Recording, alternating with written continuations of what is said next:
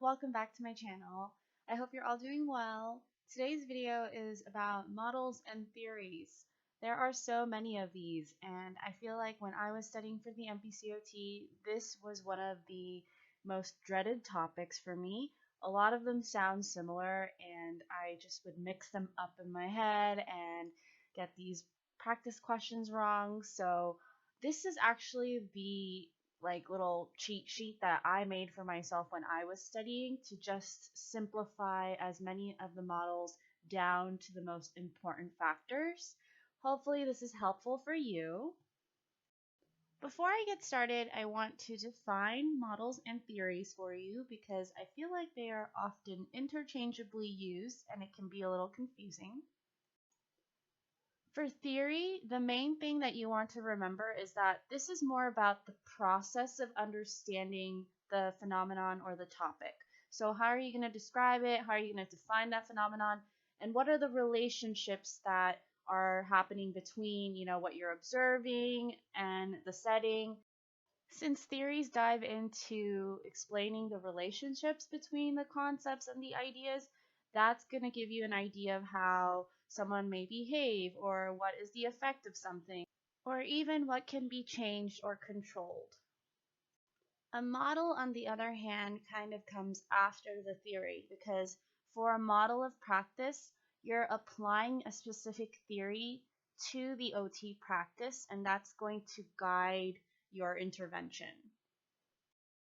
So a model can be used in any setting and with any, diagnostic group because this is basically just saying the same thing as you're using a specific OT lens to observe and analyze, what's going on with, let's say, a specific patient you're working with. This will mainly help you with the analysis of an occupational profile.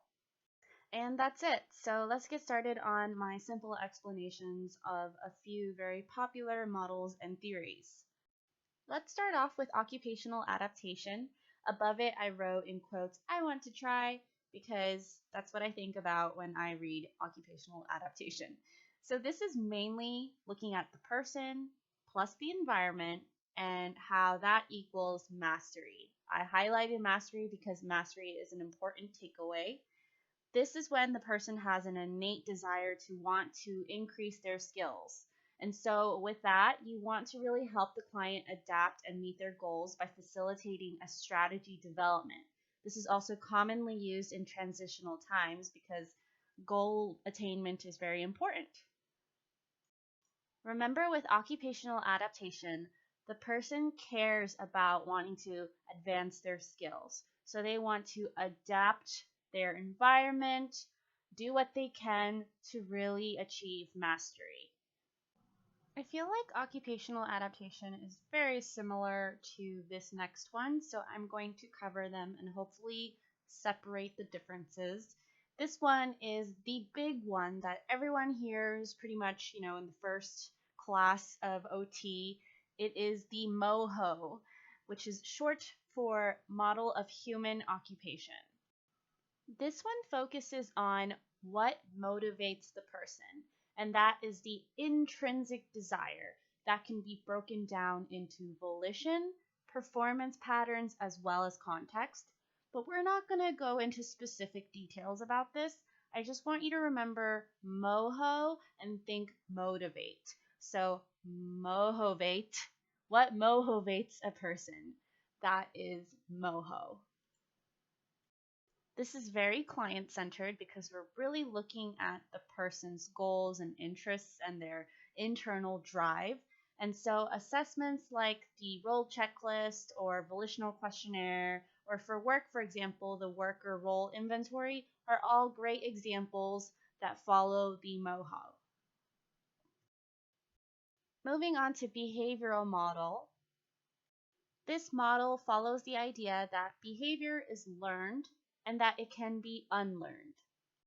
I think of conditioning when I see this because I feel like on a day-to-day basis, people use this strategy all the time. Whenever you hear someone say, "You know what, I really want to stop biting my nails," that is a behavior that they learned at some point and that they believe that they can unlearn. They want to facilitate change by teaching themselves and reinforcing that change.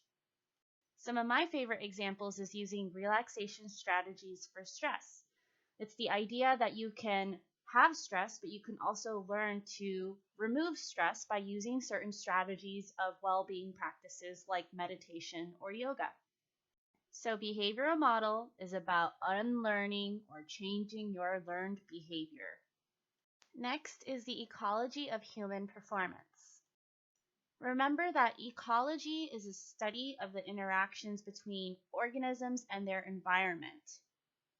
So this makes me think of an ecosystem and how the people interact with their environment. So this one is person plus task plus context equals performance. So context is very important.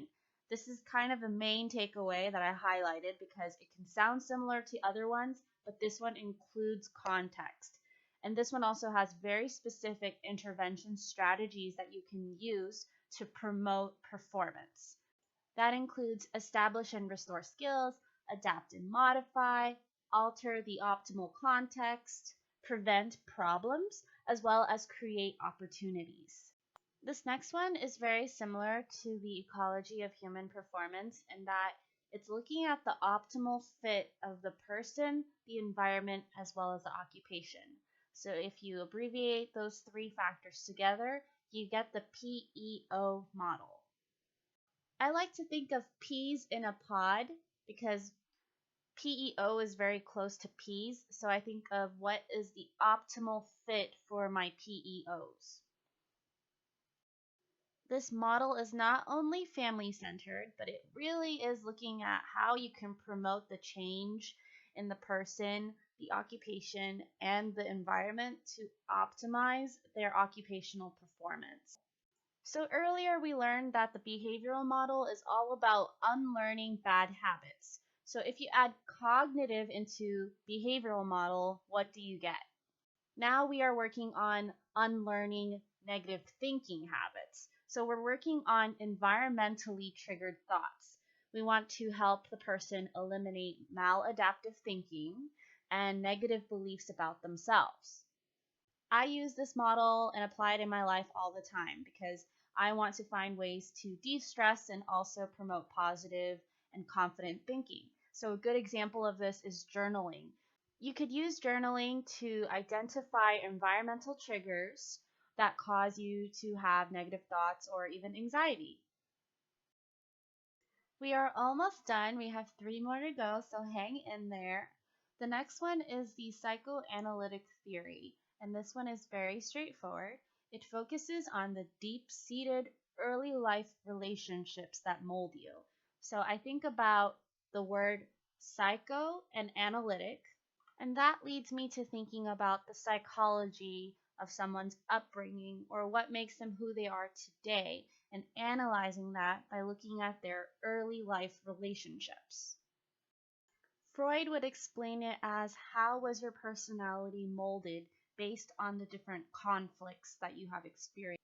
Occupational perspective is a really short one and very straightforward. This has to do with incorporating activity to influence the person's behavior.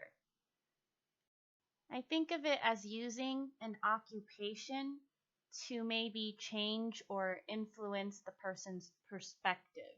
So occupational perspective, using an activity to influence behavior.